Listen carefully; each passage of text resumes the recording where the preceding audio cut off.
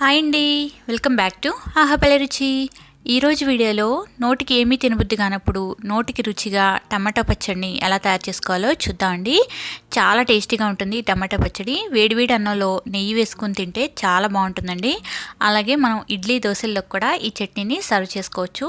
చాలా అంటే చాలా బాగుంటుంది. మరి లేట్ చేయకుండా ఎలా తయారు చేయాలో వీడియోలోకి వెళ్ళి చూసేద్దాం. ముందుగా పచ్చిమిరపకాయలు ఒక 10 నుంచి 15 వరకు, అలాగే ఒక 5 టమాటాలని ఇలా శుభ్రంగా కడిగి తీసుకోవాలి. టమాటాలు అలాగే పచ్చిమిర్చిని కట్ చేసుకొని పెట్టుకోవాలి. ఇప్పుడు స్టవ్ ఆన్ చేసి ప్యాన్లోకి 1 టేబుల్ స్పూన్ వరకు ఆయిల్ వేసుకోవాలి. ఆయిల్ వేడాక 1 టేబుల్ స్పూన్ వరకు ధనియాలు, 1 టీ స్పూన్ వరకు జీలకర్ర వేసుకొని బాగా ఫ్రై చేసుకోవాలి. ధనియాలు జీలకర్ర బాగా ఫ్రై చేసుకున్నాక పచ్చిమిర్చిని కట్ చేసి వేసుకోవాలి.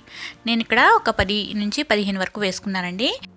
పచ్చిమిర్చి మీ కారానికి తగ్గట్లుగా చూసి యాడ్ చేసుకోండి. కొన్నిసార్లు మిరపకాయలు మంటగా ఉంటాయి, దానికి తగ్గట్లుగా చూసి యాడ్ చేసుకోవాలి. ఆ తర్వాత కొద్దిగా కరివేపాకును కూడా వేసుకోవాలి.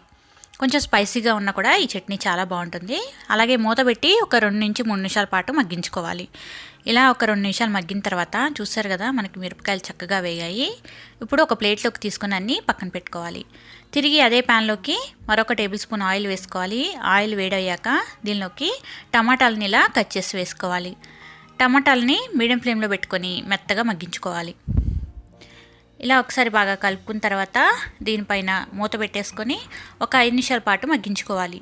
మధ్య మధ్యలో మూత తీసి ఒకసారి ఇలా మిక్స్ చేస్తూ మగ్గించుకోవాలి. టమాటాలు మనకి ఇలా సాఫ్ట్గా అయిపోవాలి. చూసారు కదా, టమాటా అనేది ఇక్కడ చూపించినట్లుగా నీరంతా ఈరిపోయి మెత్తగా అయిపోయింది.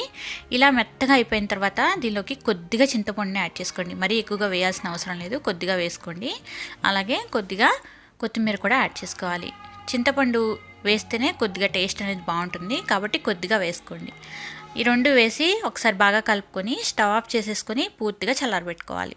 ఇప్పుడు మిక్సర్ జార్లోకి మనం ముందుగా వేయించుకున్న వాటిని వేసేసుకోవాలి. వేసుకున్న తర్వాత దీనిలోకి ఒక 5-6 వరకు వెల్లుల్లి రెబ్బలు వేసుకోవాలి. అలాగే ఉప్పు వేసుకోవాలండి. రుచికి సరిపడా ఉప్పుని యాడ్ చేసుకోండి. ఇలా ఉప్పు వేసుకున్న తర్వాత మూత పెట్టేసుకొని ఇక్కడ చూపించినట్లుగా గ్రైండ్ చేసుకోవాలి మెత్తగా. చూసారు కదా, ఇలా గ్రైండ్ చేసుకున్న తర్వాత మనం టమాటాని యాడ్ చేసుకోవాలి. ఉప్పు సరిపోకపోతే కొద్దిగా ఉప్పుని కూడా యాడ్ చేసుకోండి. టమాటా వేసిన తర్వాత దీనిలోకి ఒక ఉల్లిపాయని ఇలా కొంచెం పెద్ద ముక్కలుగా కట్ చేసి వేసుకోవాలి.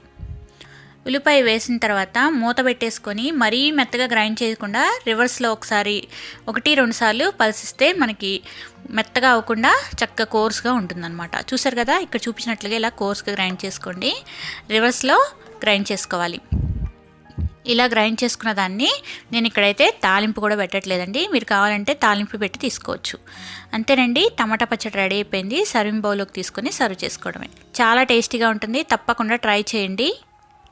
మీకు కనుక ఈ రెసిపీ నచ్చినట్లయితే ఒక లైక్ చేసి మీ ఫ్రెండ్స్తో రిలేటివ్స్తో షేర్ చేయండి. మరిన్ని వెరైటీ అండ్ టేస్టీ రెసిపీస్ కోసం ఆహాబల్లె రుచి ఛానల్ని సబ్స్క్రైబ్ చేసుకోండి. Thank you for watching.